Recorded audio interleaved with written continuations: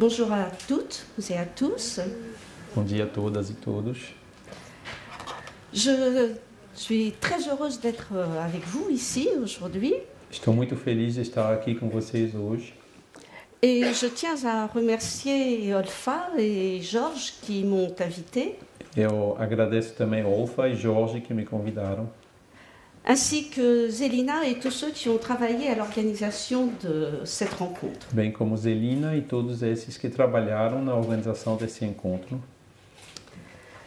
Dans quelle direction évolue notre société? Em que direção evolui nossa sociedade? C'est l'état actuel du monde et l'impression de certains que nous allons droit dans le mur qui m'ont conduite à m'interroger.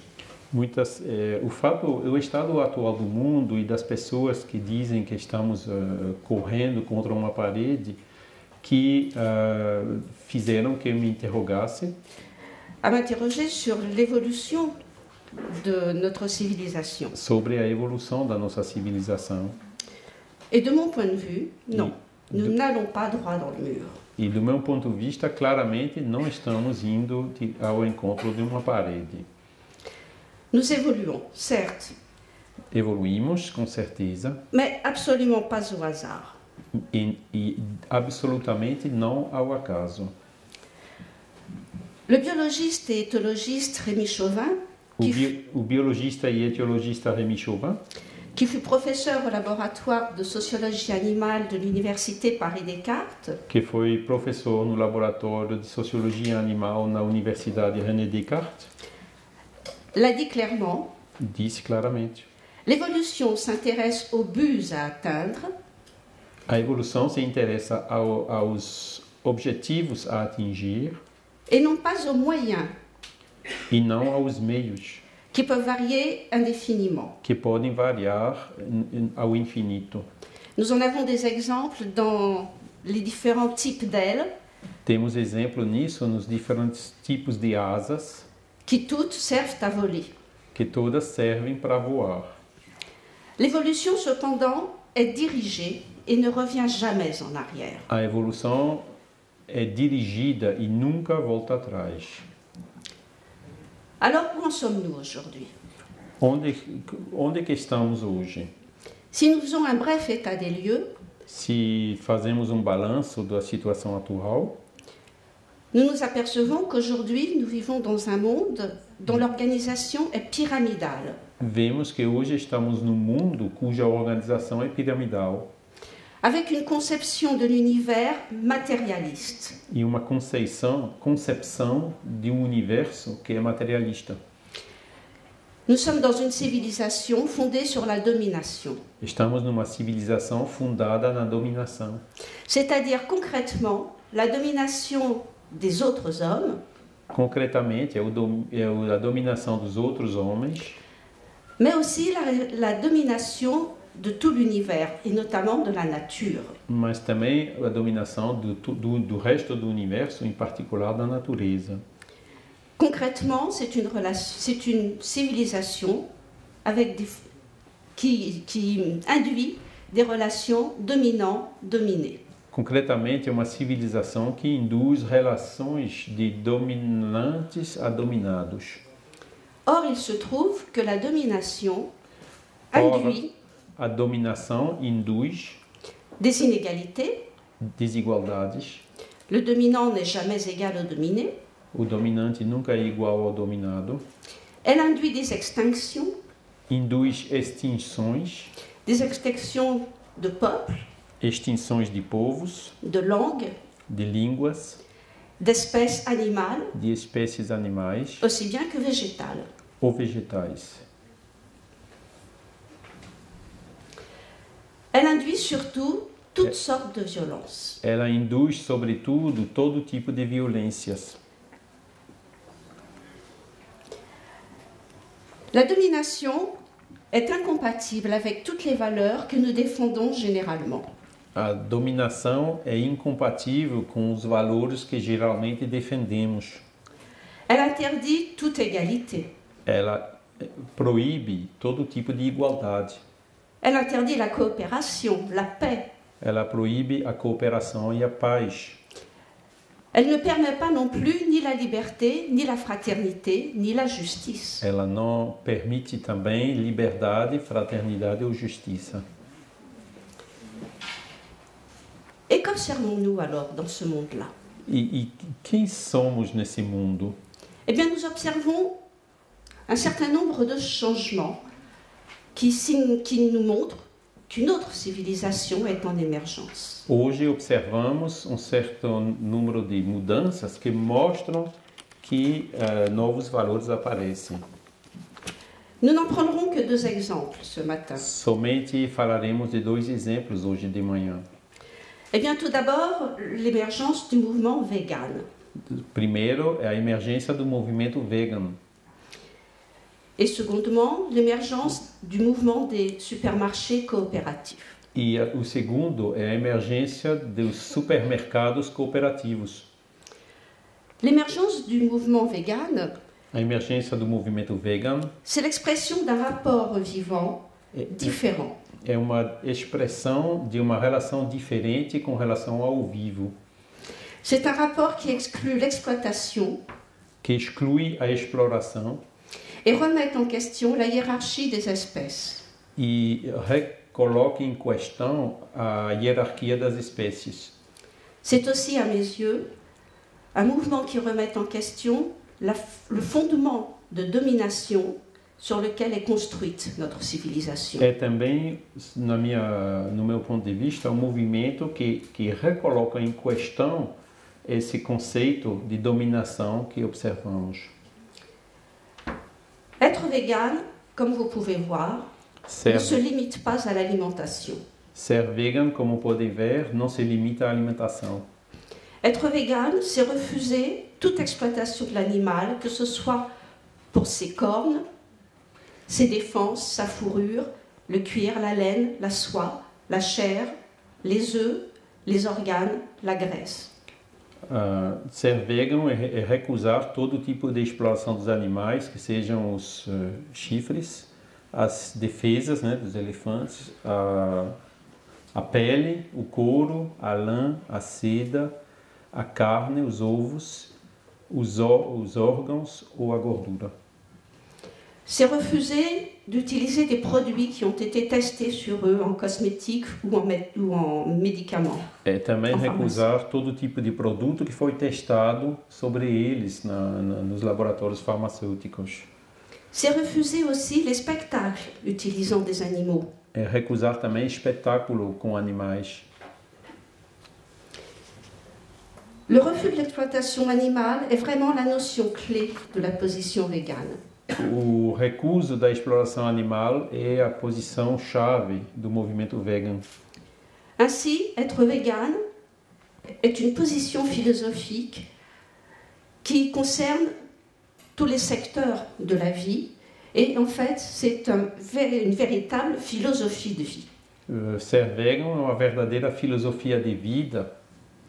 C'est une nouvelle idéologie, une autre manière d'envisager l'humanité. É uma nova maneira de ver a humanidade. C'est un secteur qui connaît une croissance régulière, non seulement en termes de comportement de consommateurs. Comme vous voyez, le nombre de végétariens et de véganes augmente régulièrement. É um setor que vê um crescimento regular e contínuo, como vocês podem ver. En France, en Angleterre, en Allemagne, en Italie. França, Inglaterra, Alemanha, Itália. Tous les ans, l'augmentation est sensiblement aussi importante. Tem aumento igual cada ano. C'est un marché, financièrement, c'est un marché en pleine expansion également. Financeiramente é um mercado em plena expansão também. La consommation de viande baisse dans tous les pays d'Europe. O consumo de carne está em baixa em todos os países da Europa. Alors les chiffres que nous avons là concernent essentiellement uniquement la France, mais comme vous voyez, plus 8%, 8,4% par an, tous les ans, régulièrement, de 2015 à 2020, de consommation de substituts de viande. Ce sont les produits à base de soja ou de blé, qui donne l'illusion de viande. Vocês podem ver aqui os dados do mercado francês que mostram que os produtos de substituição de carne têm um crescimento de 8% entre 2015 e 2020 por ano. C'est un marché qui, en 2018, a pesé pour 10 milliards d'euros. É um mercado de 10 bilhões de euros. Et encore, quand on interroge la population française, on s'aperçoit que 30% des Français veulent consommer moins de viande. Nas pesquisas, se detecta que 30% dos franceses desejam consumir menos carne. 46% souhaitent que les restaurants proposent un ou deux plats végétariens. 46% desejam que os restaurantes ofereçam ou dois pratos vegetarianos. 56% sont favorables à l'introduction d'un repas végétarien hebdomadaire dans les cantines scolaires. 56% são favoráveis à introdução de uma refeição vegetariana por semana nos restaurantes das escolas. Tout porte à penser qu'il s'agit d'un mouvement de fond, d'une réelle mutation et pas seulement d'une mode éphémère. Tudo deixa pensar que é uma mudança de fundo e não somente uma coisa de moda ou efêmera. On peut citer par exemple ces couturiers célèbres comme Stella McCartney ou d'autres qui renoncent à utiliser de la fourrure dans leur collection. Podemos também citar esses costureiros, né, famosos que recusam usar matérias animais nas suas confecções. En France, en tout cas, un certain nombre de municipalités refusent maintenant les spectacles utilisant des animaux. Algumas cidades na França já recusam esses espetáculos com animais. André-Joseph Bouglione, ancien dompteur et membre d'une famille emblématique du monde du cirque, a annoncé récemment l'ouverture de son éco-cirque sans animaux pour le printemps 2019. André-Joseph Bouglione, que era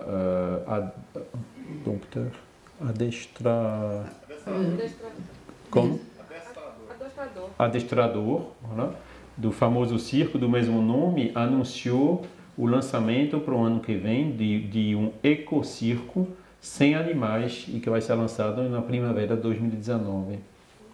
C'est donc non seulement un nouveau secteur économique qui s'impose, mais également un tout autre rapport au vivant. É um novo setor econômico que se apresenta, mas também é uma relação totalmente diferente com relação ao vivo. Les supermarchés coopératifs. Agora, os supermercados cooperativos. C'est donc cet autre phénomène de société sur lequel je vous invite à réfléchir ce matin. É um outro fenômeno de sociedade no qual convido vocês a refletir hoje de manhã. Et pour moi, c'est l'une des concrétisations du passage de notre civilisation. E para mim é uma das concretizações da passagem da nossa civilização. De relations dominantes-dominées et de relations de compétition. De relações dominantes a dominar, de competição. À des relations de coopération. Para relações de cooperação. Alors, les supermarchés coopératifs ont commencé, il y a déjà un certain temps, en 1973. Os supermercados cooperativos começaram já desde 1973. Le tout premier fut la Park Slope Food Corp de New York. O primeiro foi o Park Slope Food Corp de Nova York. Qui aujourd'hui est le modèle et la référence de tous les supermarchés coopératifs qui s'établissent. Que hoje é o modelo e a referência de todos os supermercados cooperativos que se criam. À ce jour, la France, la Belgique sont les deux pays qui sont les plus actifs dans ce domaine. Hoje, a França e a Bélgica são os dois países os mais ativos nessa área. Alors, le principe en est simple. O princípio é muito simples. En devenant coopérateur par l'acquisition de parts sociales, se tornando cooperador pela aquisição de partes sociais, on devient aussi membre de l'association qui porte le projet. Estamos também membros da associação que carrega o projeto. On s'engage à travailler 3 heures une fois toutes les 4 semaines.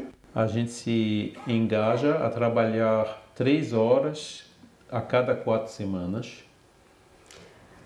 Dans le supermarché. no Donc. supermercado. Et cela donne le droit d'y faire ses courses. E isso dá o direito de fazer suas compras lá. Et là, on peut faire ses courses à entre 20 et 40% moins cher qu'ailleurs. E então podemos fazer as compras entre 20 e 40% mais barato do que nos outros lugares. Alors ces prix bas sont possibles grâce à la faible masse salariale. Esses preços baixos são possíveis graças os baixos custos salariais. Pour redonner un exemple, la Louve, le premier supermarché coopératif de Paris, Por exemplo, a Loba, né, o primeiro supermercado cooperativo de Paris, regroupe 7000 coopérateurs et 8 salariés. tem 7.000 cooperadores e 8 assalariados.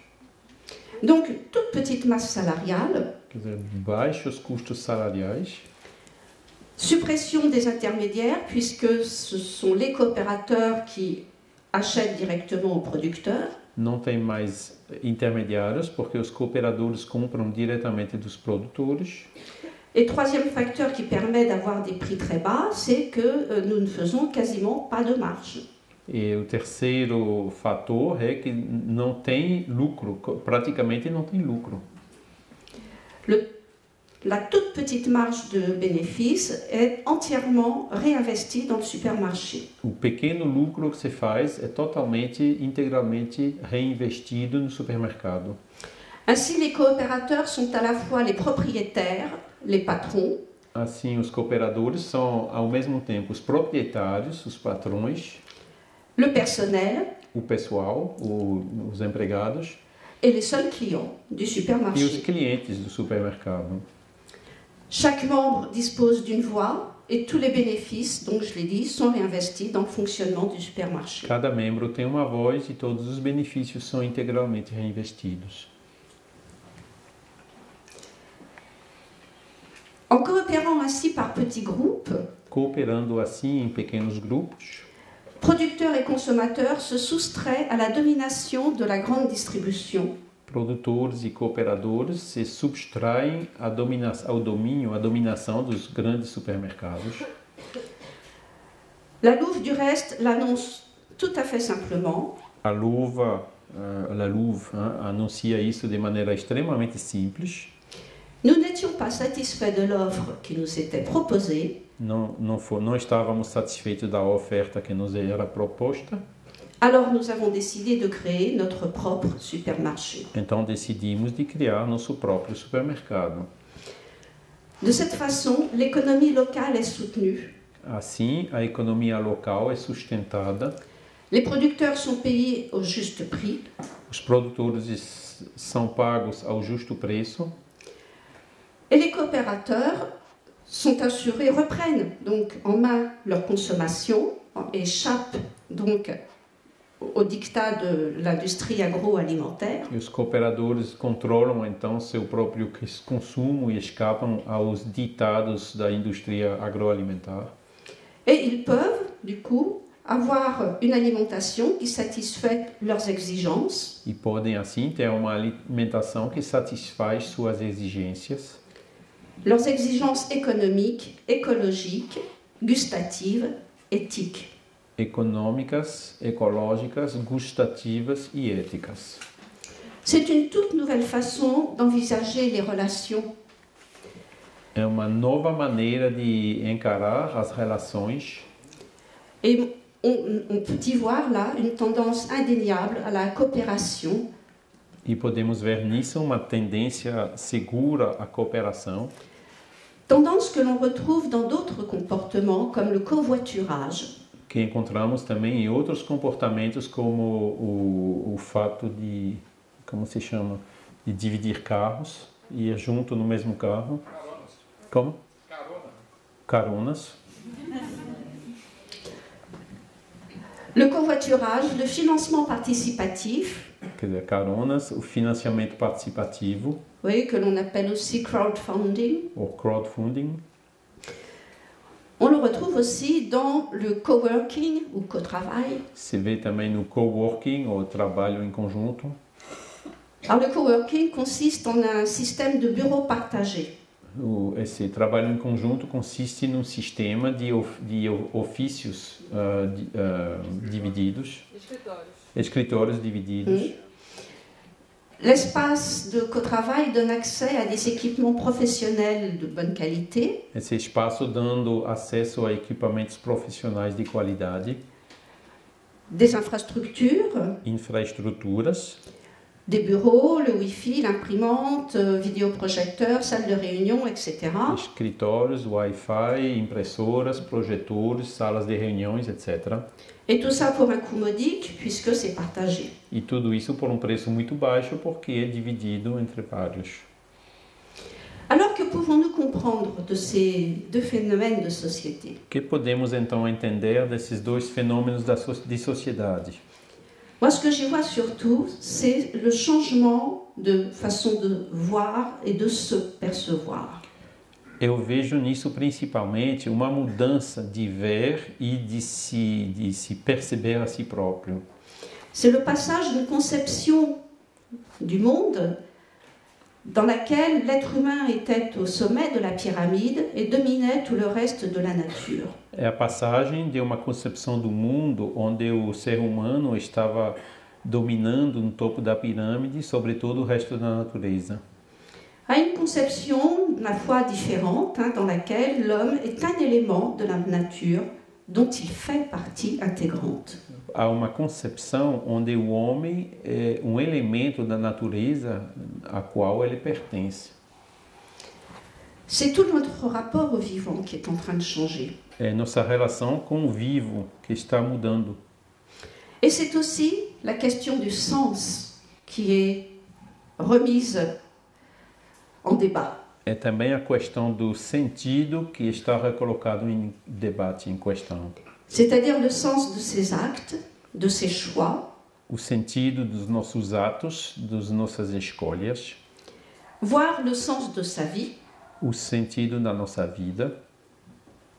Or, dès que l'on aborde le sens de la vie, dès que l'on se pose les trois questions existentielles, qui suis-je, d'où viens-je, où vais-je, on est déjà dans un début de cheminement spirituel. E a partir do momento que estamos nos fazendo essas três perguntas fundamentais, quem sou, de onde venho e para onde vou, já estamos entramos na área espiritual.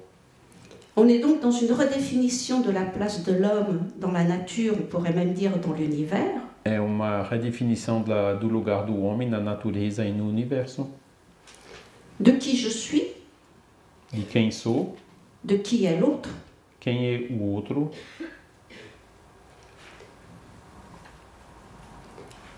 C'est aussi une redéfinition de notre rapport à la Terre, dont soudain, É uma redefinição também da nossa relação com a Terra, nous prenons conscience de ce que nous devons en prendre soin, que de repente estamos tomando consciência que devemos cuidar dela, parce que c'est notre unique maison commune porque é a nossa única casa em comum et que notre survie dépend d'elle. e que nossa sobrevida depende dela.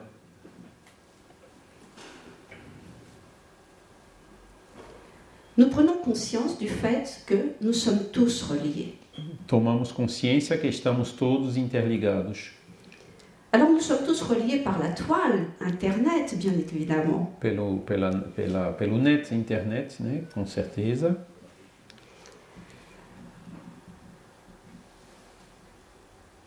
Le professeur Rémi Chauvin disait de l'évolution que sa volonté générale ressemble à une volonté diffuse dans tous les êtres animaux et végétaux et qui les relie.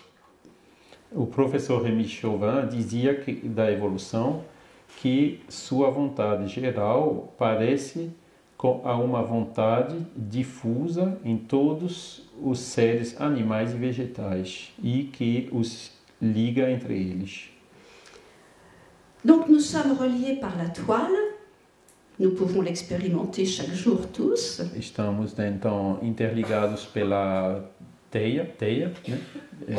Que vemos todo dia. Et il semble que nous soyons reliés par autre chose encore qui est de l'ordre de l'invisible. Mas parece também que estamos interligados também por outra coisa que é invisível. Et c'est tout à fait ce que nous dit la physique quantique du reste. E é também o que nos diz a física quântica. Nous sommes reliés tous, un Estamos par un, todos ligados um ao outro et aussi par groupe. e por grupos. La physique quantique, effectivement, travaille sur les particules. Or, nous sommes constitués de particules. De fato, a física quântica trabalha nas partículas e estamos todos compostos de partículas. Et les particules, selon les données de la physique quantique, sont caractérisées par la non-séparabilité. E as partículas, pela física quântica, estão caracterizadas pela não separatividade. C'est-à-dire que deux particules qui ont été à un moment en contact le resteront toujours par-delà l'espace et le temps. Assim, duas partículas que foram a um momento dado em contato ficarão com essa ligação além do espaço e do tempo. Or, il se trouve que de tout temps, ce sont les scientifiques qui ont décrit le monde. Ora, sempre foram os científicos que descreveram o mundo. Et de ce fait, la vision du monde, la compréhension du monde de chacun E assim a visão ou a compreensão do mundo de cada um sont déterminées par le paradigme scientifique en cours. são determinadas pelo paradigma científico em curso. En résumé, aujourd'hui, nous passons du paradigme scientifique de la physique de Newton E hoje passamos do paradigma científico da física newtoniana, qui donc était un paradigme scientifique matérialiste, déterministe, que foi paradigma materialista e determinista, eh bien nous passons au paradigme scientifique de la physique quantique, passamos para o paradigma da física quântica, qui n'est ni matérialiste ni déterministe, que não é nem materialista nem determinista, et nous donne une toute autre description de l'univers et de nous-mêmes. e nos dá uma descrição bem diferente de nós mesmos e do universo. Et du reste, aujourd'hui, les scientifiques s'opposent, se classent, on va dire, s'opposent aussi un petit peu, enfin bon, en deux catégories, on peut dire les matérialistes et les spiritualistes. E assim os cientistas hoje se classificam ou se dividem em duas categorias, que são os materialistas e os espiritualistas. Les spiritualistes, vous l'avez deviné, sont ceux de la physique quantique. Os espiritualistas são entre aqueles da física quântica. Alors ce sont essentiellement des physiciens, bien sûr, mais également des mathématiciens, des astrophysiciens. São físicos, mas também matemáticos ou astrofísicos. Il nous explique donc que la séparation est quelque chose de l'ordre de l'hypothèse qui nous permet de fonctionner au quotidien dans le monde pragmatique. Eles nos dizem que a separação é uma ilusão que nos permite funcionar na prática, no cotidiano, Mais qu'elle n'est pas la réalité. mas que não é uma realidade.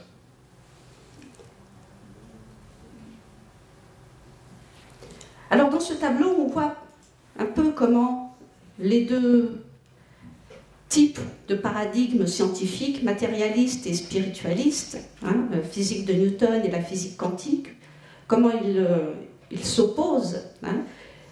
Ils ont des objets d'étude relativement différents, puisque le matérialisme est limité au visible et à la matière, alors que le spiritualisme, lui, est ouvert sur tout le vivant.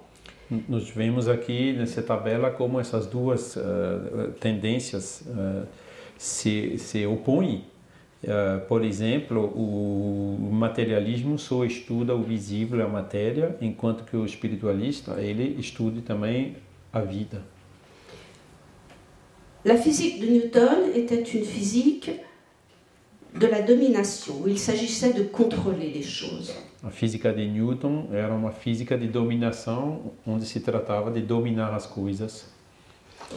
La physique quantique, à l'inverse, est une physique qui est bien plus ouverte, où il n'est pas question de dominer, où il n'y a aucune certitude, aucun déterminisme.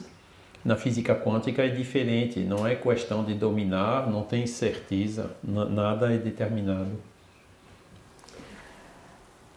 Alors très rapidement, nous allons nous pencher sur 3 modèles. Alors là, c'est très synthétique. Dans la première colonne, vous avez 4 cases avec des ordres, les ordres qui structurent la société humaine. Nós vamos ver aqui de maneira muito sintética uma concepção desses 3 valores, nessas 3 colunas. Na primeira coluna, vocês podem ver as ordens. Dans la colonne du milieu, les besoins tels que les a décrits Abraham Maslow dans sa pyramide des besoins. Na segunda coluna são as necessidades, como descritas por Abraham Maslow na sua pirâmide. Et dans la troisième colonne, les 5 catégories d'amour telles que les définissait la Grèce antique. E na terceira coluna você vê as 5 categorias de amor como definidas pela Grécia Antiga. Alors l'ensemble se lit de bas en haut. E precisamos ler isso de baixo para cima. Et vous voyez comme les 3 modèles convergent, à savoir que dans les 3 cas, nous partons du plus physique, du plus matériel. E podem ver que os 3 modelos convergem. Nos 3 casos, partimos embaixo do mais físico, do mais concreto. Le premier ordre, en partant du bas, c'est l'ordre technoscientifique, c'est l'ordre des moyens, du comment, de l'objet. Na primeira linha, no primeiro nível embaixo, é a ordem científica, os meios, o como, os objetos. Il correspond au premier étage de la pyramide des besoins, qui sont les besoins physiologiques, boire, manger, dormir. Que corresponde ao primeiro estágio da pirâmide de Maslow, que são as necessidades fisiológicas de beber, comer, dormir. Qui correspond également au premier amour défini par les Grecs antiques, qu'ils appelaient porneia, qui est l'amour du nourrisson pour sa mère. Que corresponde também ao primeiro nível do amor, como definido pelos gregos, que é o porneia, o amor do recém-nascido pela sua mãe. Alors la porneia est un amour quelque peu très physique quand même, puisqu'il s'agit de l'amour de ce dont on se nourrit. Que é o amor que também tem uma característica física, o amor daquilo do qual nós temos os nutrimentos. Dans la plupart de nos langues européennes, porneia a donné pornographie, par exemple. Por exemplo, nas línguas europeias, essa palavra grega porneia deu outras palavras como pornografia. Si l'on va un peu vite et que l'on va tout de suite, que l'on grimpe au dernier étage, subimos até o último andar, eh bien, on s'aperçoit que dans les ordres qui structurent la société, après l'ordre technico-scientifique, eh bien, on est passé au juridico-politique, puis à l'ordre de la morale, et tout en haut, à l'ordre de l'éthique. Vemos que na primeira coluna as ordens evoluíram do técnico-científico para o jurídico-político, o moral e em cima tem a ordem ética. Dans la pyramide de besoins, eh bien, on arrive tout en haut au besoin d'accomplissement personnel, de trouver un sens à sa vie. E nas necessidades vemos em cima o accomplismo, réalisation. A realização pessoal de dar um sentido à sua vida. Et dans la colonne des différentes catégories d'amour, eh bien, on est arrivé à agapé, qui est l'amour universel, l'amour inconditionnel. E na coluna do amor, vemos em cima o agapé, que é esse amor universal e incondicional. Ceci pour dire que la conjonction de la physique quantique, d'une part, de l'aspiration naturelle à satisfaire nos besoins, dont l'amour, nous indique, à mon sens assez clairement, le sens dans lequel évolue notre civilisation. Nous sommes en ce moment... Isso para mostrar com a conjunção da física quântica de um lado com do outro lado a aspiração natural a satisfazer suas necessidades, incluindo o amor, nos indicam o sentido da evolução da humanidade. La crise de croissance que nous vivons actuellement est une expression de cette evolution précise. E a crise de crescimento que vivemos atualmente é uma expressão dessa evolução. André Malraux le disait il y a déjà longtemps, le 21e siècle sera mystique ou ne sera pas. André Malraux disse já faz algum tempo que o século XXI será místico ou não será. On comprend aujourd'hui comment le 21e siècle pourrait ne pas exister. Compreendemos hoje como que o século XXI podia não ter existido. Ce que nous pouvons comprendre aussi, c'est qu'il existera très probablement, il est déjà en train d'exister, et il va très clairement dans la direction d'une civilisation spirituelle ou mystique. E hoje podemos ver que claramente que ele existe, que ele continuará existindo e que claramente ele está indo numa direção mística, ou melhor dizendo, espiritualista. Tous les changements que nous pouvons observer en ce moment vont dans ce sens. Todas as mudanças que podemos observar hoje em dia vão nesse sentido. La spiritualité, on peut le dire aussi de cette façon-là. Podemos também dizer assim, a espiritualidade c'est la vie de tous les jours en pleine conscience. É a vida cotidiana em plena consciência. C'est-à-dire l'inverse d'une vie. É o oposto de uma vida. D'une vie en pleine inconscience, centrée sur le matériel. Totalmente inconsciente, centrada na matéria. C'est le sens dans lequel l'évolution nous pousse. É o sentido na qual a evolução nos empurra. C'est le sens dans lequel notre civilisation évolue en ce moment. É o sentido na direção do qual nossa civilização evolui hoje. Certes, lentement, mais sûrement. Devagar, mas seguramente. Merci. Muito obrigado.